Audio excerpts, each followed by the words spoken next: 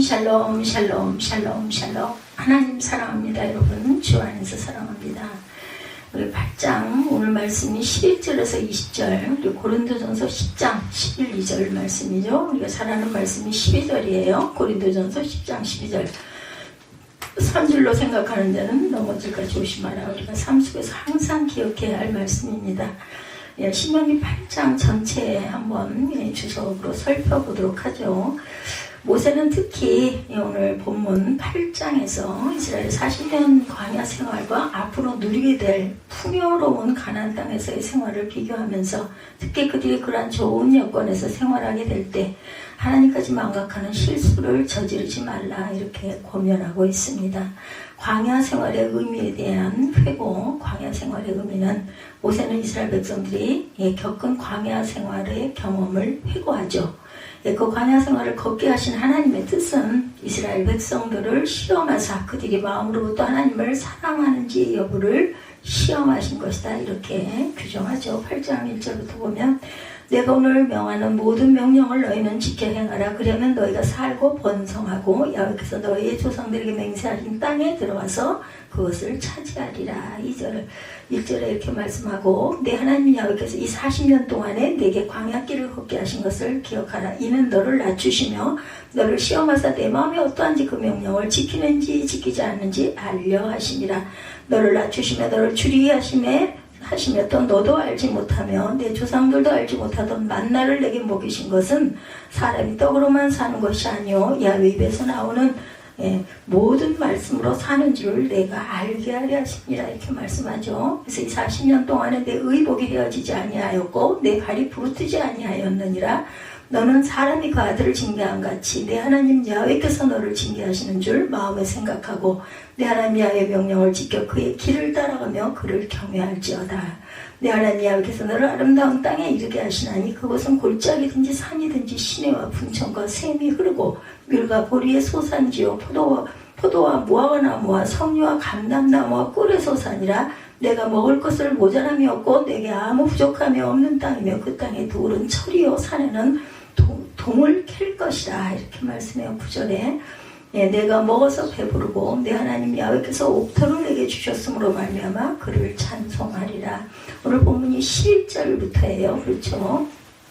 그래서 마치 아버지가 아들을 징계함을 통해 그 아들이 바른 길을 걷기를 원하는 것까지 하나님께서도 이스라엘을 징계하여 옳은 길로 걷도록 하기 위해서 이런 광야를 헤매는 그러한 사건을 주셨다. 광야에서 줄이기도 하고 목마르기도 했던 것은 사람이 떡으로만 사는 것이 아니라 하나님의 입에서 나오는 말씀으로 사는 것임을 가르치기 위해서였다라는 것.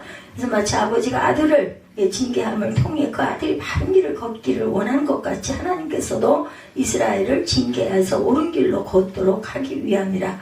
광야는 이스라엘의 방황기 출애굽 16장 1절입니다. 이 이스라엘 자손의 온 회중이 엘림에서 떠나 엘림과 시내산 사이에 있는 신광야에 이르니 애굽에서 나온 후 둘째 달 15일이라. 광야는 시련의 그런 현장이죠. 시편 106편 14절에 광야에서 욕심을 크게 내며 사막에서 하나님을 시험하였도다 이렇게 말하고 있습니다. 광야 생활 동안에 은혜가 있었어요. 모세는 특히 이스라엘의 광야 생활 동안 그들에게 필요한 모든 것을 누가 하나님께서 공급해 주셨음을 강조합니다. 이는 40년이라는 길고 기간 동안 200만이 넘는 이스라엘 백성들의 의식주 문제를 해결해 주시고 안전하게 생활하도록 보살펴 주심을 비유적으로 표현하고 있어요. 실로 40년 동안 하나님은 이스라엘의 광야 생활을 친히 인도하셨고 구름 기둥과 불 기둥의 존재가 그것을 증명합니다. 그 같은 은혜의 하나님께서 이제 가나안에서도 동일한 은혜를 베풀어 주실 것을 약속하고 계신 것이죠. 그러므로 이스라엘은 이런 하나님의 말씀을 커다란 위로로 삼고 이제 곧 임하게 될 가나안 생활에서도 하나님만 의지하는 삶을 살아야 했는데 그만 그렇게 하지 못했어요. 광야에서 야훼의 전능이 나타납니다. 시편 78편 15, 6절이에요. 광야에서 반석을 쪼개시며 매우 깊은 곳에서 나오는 물처럼 흡족하게 마시게 하셨으며 또 바위에서 시내를 내사 물이 강같이 흐르게 하셨으니 이렇게 증거하고 있어요. 광야에서 나타난 야훼의 인도함 시편 78편 52절입니다. 그가 자기 백성은 양같이 인도하여 내시고 광야에서 양떼같이 지도하셨도다. 풍요로운 가나안 땅을 예시하고 있죠. 모세는 이곳에서 광야 생활과 대비되는 가나안 땅의 풍족함을 열거하고 있어요. 가나안 땅은 광야와 달리 풍부한 물이 있어서 농작물의 소출이 많고 또한 풍부한 광물이 있는 곳이었다. 가나안 땅인 광야와는 아주 다르다는 거죠. 당시 근동 지방의 대부분 아주 척박한 사막이나 광야 땅이었던 시점에 비추어 보면 가나안은 상대적으로 그야말로 옥토였다라는 것이죠. 모세는 비록 자신은 그곳에 들어갈 수 없었지만 하나님께서 예시하신 가나안 땅에 대해서 상세히 묘사하면서 그것이 바로 이스라엘이 누릴 기업임을 다시 한번 강조합니다. 풍요로운 땅을 얻기 위해 이스라엘 백성들은 그토록 오랜 기간 동안 광야에서 연단받아야 했어요. 이제 곧 그 풍요로운 땅이 이스라엘 백성에게 주어질 것이다. 가나안 땅의 비옥함입니다. 출애굽기 3장 8절 내가 내려가서 그들을 애굽인의 손에서 건져내고 그들을 그 땅에서 인도하여 아름답고 광대한 땅 젖과 꿀이 흐르는 땅 곧 가나안 족속, 헷 족속, 아모리 족속, 브리스 족속, 히위 족속, 여부스 족속의 지방에 데려가려 하노라 말씀하고 있어요. 극단적인 환경변으로 인한 신앙의 타락입니다. 이스라엘은 사실상 너무도 다른 환경을 눈앞에서 누리고 있었고 언제나 떠날 것을 전제하고 머무르는 곳 광야에서 불안한 생활을 하면서 경제적으로 큰 부를 누리지 못하고 살았죠. 근데 이제 그들이 들어갈 가나안 땅은 굉장히 풍부한 물자들이 있는 곳이었어요. 그러나 부유함은 언제나 타락을 잉태하게 마련이다. 조심해야 합니다. 좀 넉넉해지면 사람이 마음에 빈 곳이 생기게 되면 내가 그렇게 하고 싶지 않았는데도 나도 모르게 그렇게 가기 쉽죠.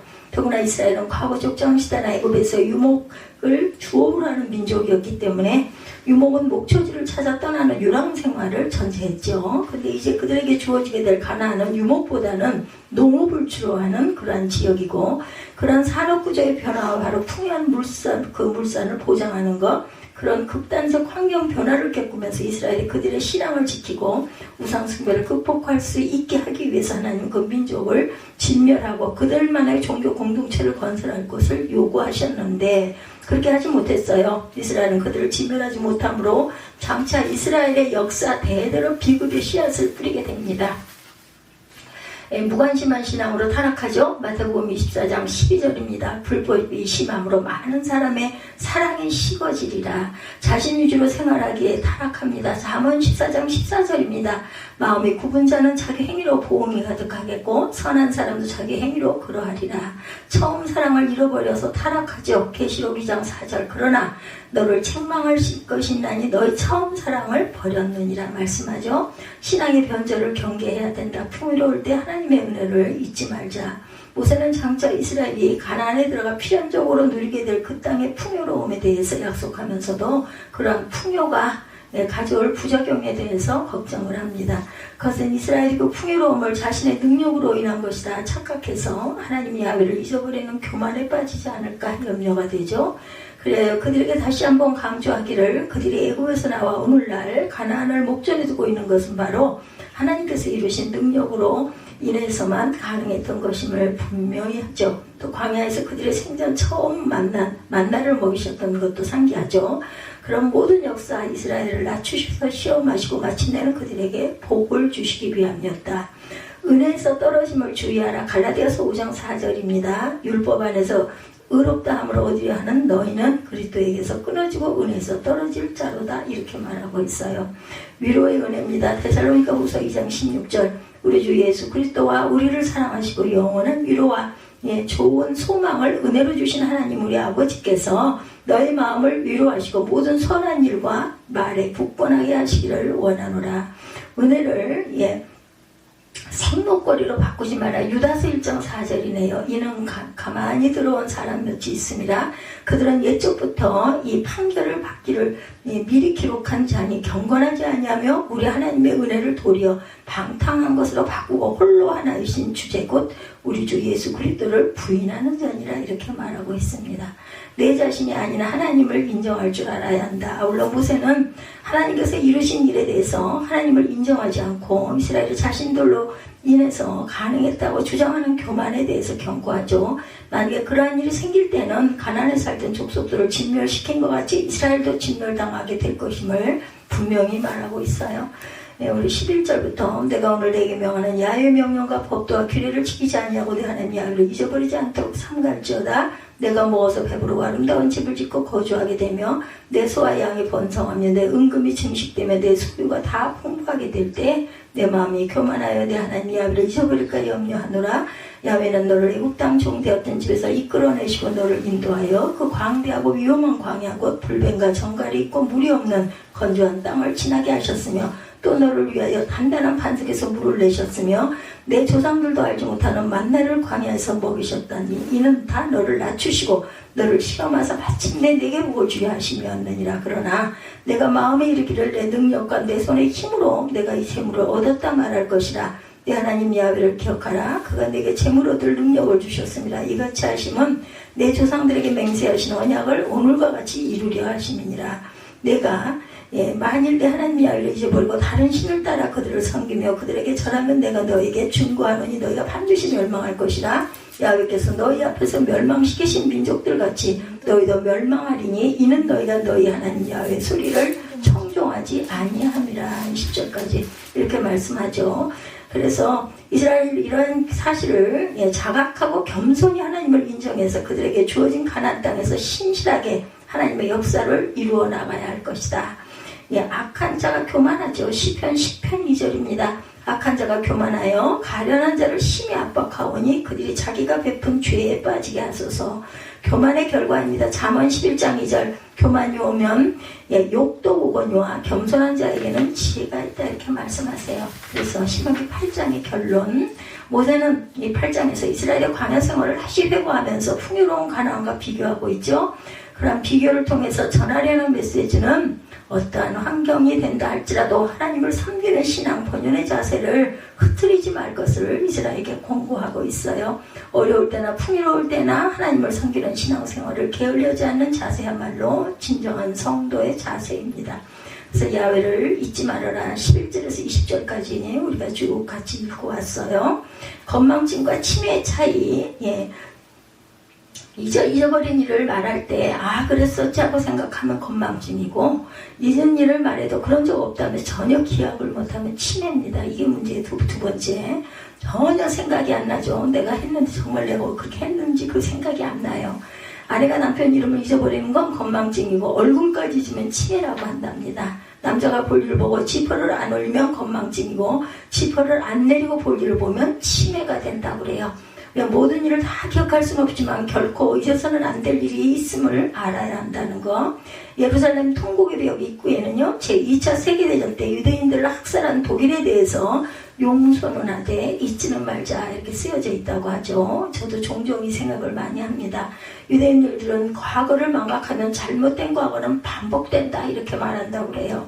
전에 386세대에 대해서 3.1절도 8.15도 6.25도 모르는 세대란 말이 있었다고 그래요. 386 시대 6.25 전쟁 발발 초기 제1사단 13연대장으로 경기도 적성 고량포 장단을 지키던 돌아가신 김익렬 중장의 전장 일기 이런 글이 실려있다고 하네요. 새벽 4시에 개성 고령포 일대 38선 부근 제1사단 경계진제 느닷없이 북계군에 포탄이 떨어져서 그 일대가 아주 총성이 대단했다고 그래요. 무전기는 시끄럽게 상부에 그 전진 명령을 알렸지만 적의 월등한 전력에 밀려서 13년대는 26일부터 밀리면서 요란하던 무전기도 28일 아침에는 끊겼는데 이유는 서울이 이미 적에게 떨어졌기 때문이었다고 합니다.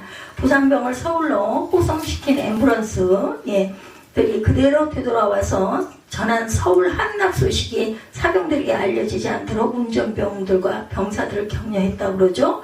6월 28일 연대 지휘부에 연대장이 나와 1, 2, 3 대대장이 모였는데 전원 자결하자는 쪽과 게릴라전으로 옥쇄하자는 의견으로는 아니었다고 그래요. 그때 미군 B-29와 B-27 폭격기기가 문산 쪽으로 날아갔다고 그러죠. 나는 부대를 후퇴시켜서 행주나루를 건너 김포 반도로 가기로 결단했다. 김포가 여기 나오네요. 여기 아주 위험한 지역이라고 그러죠. 후퇴하면서 겪은 일들을 패배한 군대가 겪은 비참함의 극치를 보여준다. 북군을 후퇴하면서 자신이 가꾸던 기지 그 기지 발을 밟고 지나가자 낫을 들고 덤비던 농부, 작전을 전할 연락병에 타고 간 지프차를 중간에서 빼앗아 타고 도망가 버린 비겁한 장교, 중대장의 후퇴 명령에 수도가 함락되고 정부가 없어졌는데 내가 아직 장교냐며 반발하던 하사관, 패전이 스치고 간 인간 군상들이 그 일기장에 빼곡히 적혀 있더라고요. 김대령은 전쟁은 이겨야 한다. 전쟁에 지면 순진한 농민까지 등을 돌린다. 이렇게 적혀 있더랍니다. 도저히 우리 힘으로는 나라를 공산 침략을 막아낼 수가 없었을 때 하나님께서 유엔을 통해 우리 아무 상관이 없는 16개 나라의 수많은 젊은이들이 피 흘려 싸우게 하심으로 우리나라는 공산 군대를 몰아낼 수가 있었죠. 당시 안보리 상임이사국 중에 한 그 나라만 반대하고 유엔군 파견이 불가능했는데 소련 외상 비신스키를 한국 파병을 결정하는 안보리 상임이사국 회의에 불참케 하심으로 역사상 처음으로 유엔 파병이 결정돼서 나라를 공산 침략으로부터 건져낼 수 있었다고 합니다. 오늘 신명기 말씀, 이스라엘이 애국의 종살이에서 해방되어서 40년 동안 광야 생활을 마친 후에 가나안 땅이 저 앞에 내다보이는 요단강가에서 이스라엘의 영도자 모세가 죽기 직전 백성들을 모아놓고 지난 광야 생활을 회상하면서 하나님께서 베풀어 주시는 은혜를 감사하면서 이스라엘 백성들이 저지른 범죄와 회개를 촉구하고 있어요. 그리고 지난 40년간의 발자취를 통해 얻은 소중한 교훈을 이스라엘 백성에게 다시 깨우쳐주고 앞으로 들어가게 될 가나안 땅에서 이스라엘 백성들이 하나님과 이방인들 그 앞에서 어떻게 행해야 할지를 당부하는 내용이 신명기죠. 본문 11절, 14절 그리고 19절에는 뭐라고 해요? 잊지 말라는 말씀이 3번 반복이 됩니다. 그러면 이스라엘 백성들이 잊지 말아야 할 교훈은 무엇인가? 본문 11절, 14절 그리고 19절 잠깐 보도록 하죠. 내가 오늘 내게 명하는 야훼의 명령과 법도와 규례를 지키지 아니하고 내 하나님 야훼를 잊어버리지 않도록 상갈지어다. 14절 내 마음이 교만하여 하나님 야훼를 잊어버릴까 염려하느라. 야훼는 너를 애굽 땅 종되었던 집에서 이끌어내시고. 19절 내가 만일 하나님 야훼를 잊어버리고 다른 신들을 따라 그들을 섬기며 그들에게 절하면 내가 너희에게 증거하니 너희가 반드시 멸망할 것이다 말씀합니다. 첫째는 편안할 때 과거 어려웠던 시절을 잊지 말라는 그런 공고입니다. 내가 먹어서 배부르고 아름다운 집을 짓고 거주하게 되며 또 내 소와 양이 번성하며 내 은금이 증식되며 내 소유가 다 풍부하게 될 때 내 마음이 교만하여 내 하나님 야훼를 잊어버릴까 염려하노라. 야훼는 너를 애굽 종되었던 땅에서 이끌어내셨다. 신명기 8장 12절에서 14절 말씀이죠. 이스라엘 백성들은 과거 애굽에서 종살이를 하고 있었고 그런데 하나님의 특별하신 은혜로 애굽을 탈출하여 이제 가나안 땅에 들어가서 안정된 생활을 하게 될 것이다. 그렇게 될 때 지난날에 어려웠던 시절을 잊지 말아라 말씀합니다. 지난날 어려웠던 시절을 잊지 않아야 다시 과거의 실패를 되풀이하지 않을 수 있기 때문이다. 유대인들은 매년 6월절이 되면 가정에서 이스라엘의 출애굽 민족 해방의 역사가 부모로부터 자녀에게 전승이 되었다고 그러죠. 이스라엘 백성들이 어린이들이 의식이 쌓이면서 부모에게 처음으로 듣는 말 우리는 이집트에서 바로의 노예였다 이런 말이었다고 그래요. 우리는 노예였다로 가르치는 것은 노예의 신분으로 태어났으니 이 운명을 그대로 받아들이는 것이 아니라 그 현실을 변화시키고 극복하기 위함이다. 과거 치욕스러웠던 노예의 역사를 가르침으로 과거를 반성하고 하나님의 은혜로 얻게 된 자유를 지켜가겠다 이렇게 다짐하는 거죠. 둘째 그 어려웠던 때 하나님께서 베풀어 주신 은혜를 잊지 말아라 입니다. 너를 15절에 인도하여 그 광대하고 위험한 광야 불뱀과 정갈이 있고 물이 없는 건조한 땅을 지나게 하셨으며 또 너를 위하여 단단한 반석에서 물을 내셨으며 말씀합니다. 이스라엘의 백성의 광야에서 불뱀과 정갈에 시달렸고 그것은 물이 없는 건조한 땅이었다. 이것을 지날 때 하나님은 단단한 반석에서 물을 내셨다고 그래요. 광야 40년 동안 물을 낸 사건은 2번입니다. 첫 번째는 출애굽 제1년 르비딤에서였었어요. 출애굽 17장 1절에서 7절에 증거합니다. 두 번째는 출애굽 제40년 가데스 바네아에서였었죠. 민수기 20장 1절에서 13절입니다. 이처럼 지난 40년간 숱한 위기 때마다 지켜주시는 은혜와 사랑을 절대로 잊어버려서는 안 된다. 미국 대선에 2번 출마했던 억만장자 로스 페롯의 친구 몰투 마이어스는 40대 미국의 유수한 재벌그룹의 회장이 되었어요. 그의 할아버지는 유대인으로 소련에서 도망쳐 미국에 미립국을 해서 뉴욕 브루클린의 지붕 및 골방에서 살면서 옷수선을 합니다. 인종차별을 받고 몹시 고달픈 삶을 이어갔으나 할아버지는 몰트에게 귀가 아프도록 말했다고 그래요. 하나님의 은혜를 잊지 말아라. 내 주변에 있는 사람들은 모두 좋은 사람들이다. 너는 그 사람들을 좋아하고 너도 그들에게 필요한 인간이 되어라. 이 할아버지의 말씀은 유대인들의 수천 년을 전승해 오늘 말씀과 같이 은혜를 잊지 말라는 말씀이었다고 그러죠.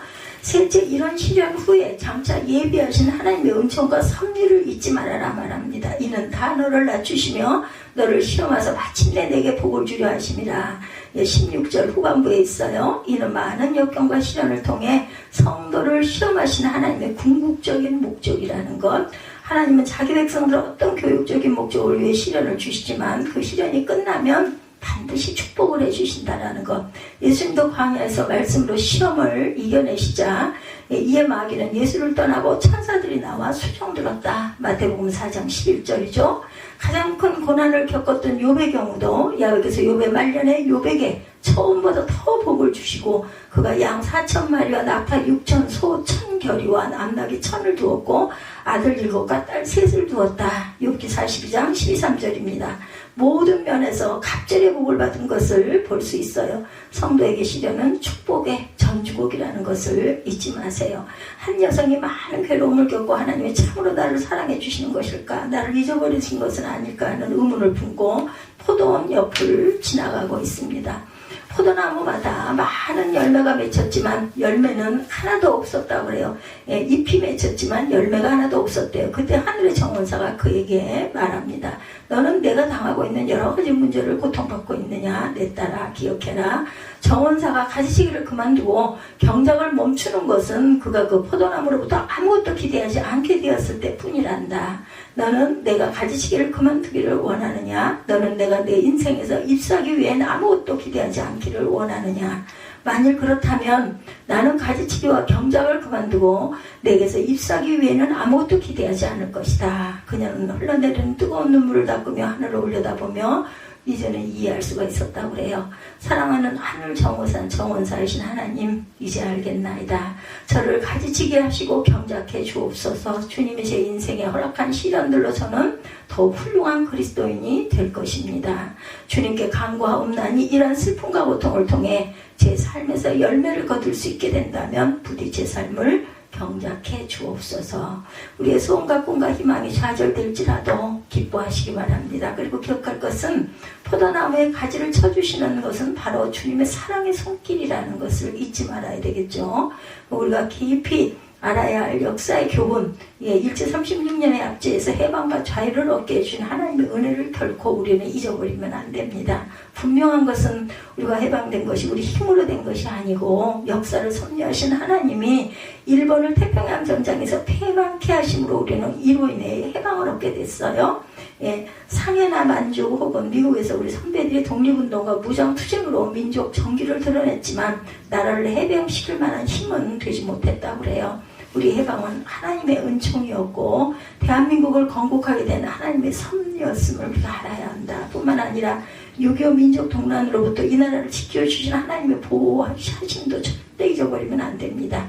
한반도 가운데 낙동강 이남만 남은 채 그야말로 풍전등화와 같은 위기에 공산군을 밀어내고 다시 자유민주주의 국가를 수호했는데 이것은 결코 우리 힘이 아니라 유엔군을 파견해서 피 흘려 싸운 덕으로 이런 덕을 잊게 됐다라는 것.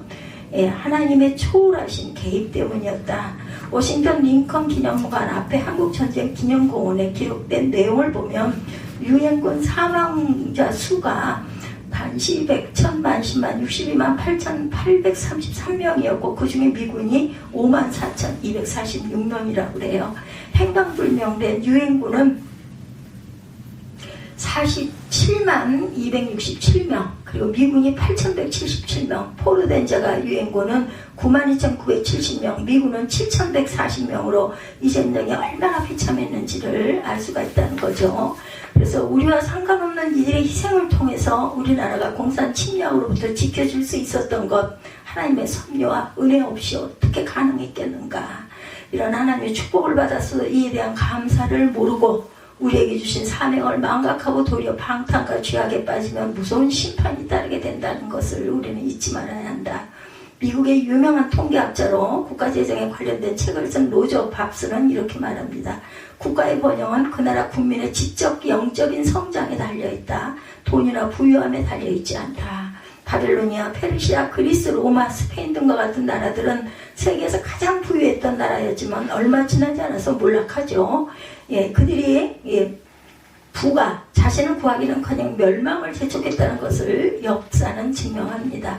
우리나라는 지금 가장 부유한 선진국가이지만 머지않아 이류국가로 전락하고 그 다음에 땅으로 곤두박질 치게 될 것이다. 그렇다면 우리가 크리스찬으로서 그리고 이 나라의 국민으로 잊지 말아야 할 은혜와 우리의 책임은 과연 무엇일까?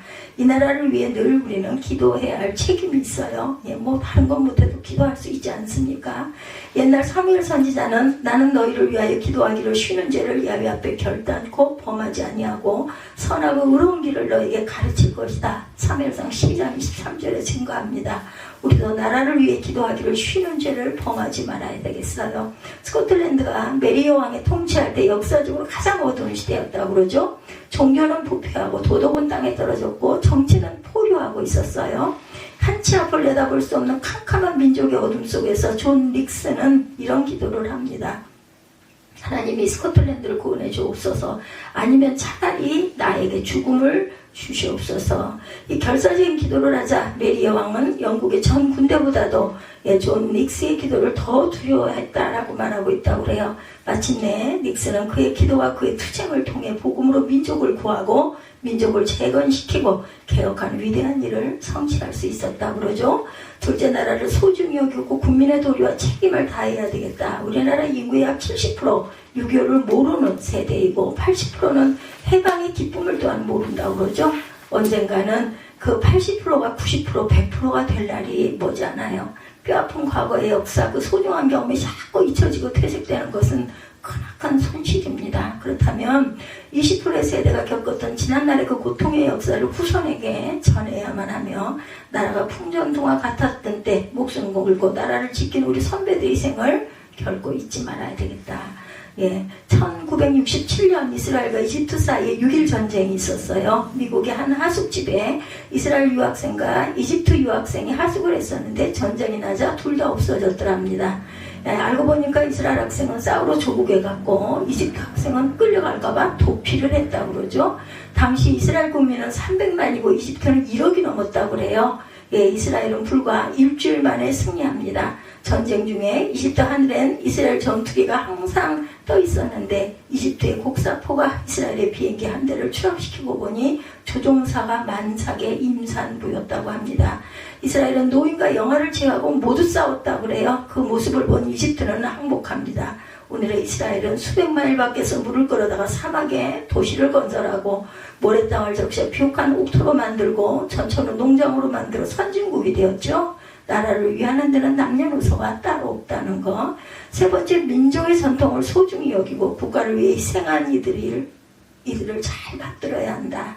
우리나라를 위해 희생당하신 이들의 숭고한 뜻을 마음에 새겨야 합니다. 아프리카에서도 유난히 못 사는 나라가 에티오피아라고 하죠. 그러나 우리나라는 에티오피아에게 특별히 감사해야 합니다. 지금 우리가 누리는 자유와 평화를 누리게 된 배경에는 에티오피아 사람들의 피와 눈물과 희생이 있기 때문이라고 해요. 6.25 한국 전쟁이 발발하자 에티오피아 셀라시의 황제는 왕실 근위대였던 강류 부대를 파병해서 이런 연설을 했다고 해요. 우리 에티오피아가 항상 추구해왔던 세계 평화를 위한 집단 안보를 실천하기 위해서 그들은 오늘 장도에 오르는 것이다. 가서 침략군을 격파하고 한국의 평화와 질서를 확립하고 돌아오라. 그리고 이길 때까지 싸우라. 그렇지 않으면 죽을 때까지 싸우라. 강류 부대는 16개국 참전군인 중 가장 용감하게 싸웠다고 해요. 5차에 걸쳐서 6,037명이 참전하여 113명의 전사자와 536명의 부상자를 냈지만 한 명의 포로도 없었던 것은 이기든 죽든지 둘 중 하나만 선택했기 때문에 253번의 전투에서 253번의 승리를 거뒀다고 합니다. 콜롬비아 작가 가브리엘 가르시아 마르케스가 쓴 소설 100년 동안의 고독에는 해교한 전염병이 돌고 있는 한 마을에 대하여 얘기합니다. 그 전염병은 바로 건망증이었다고 그러네요.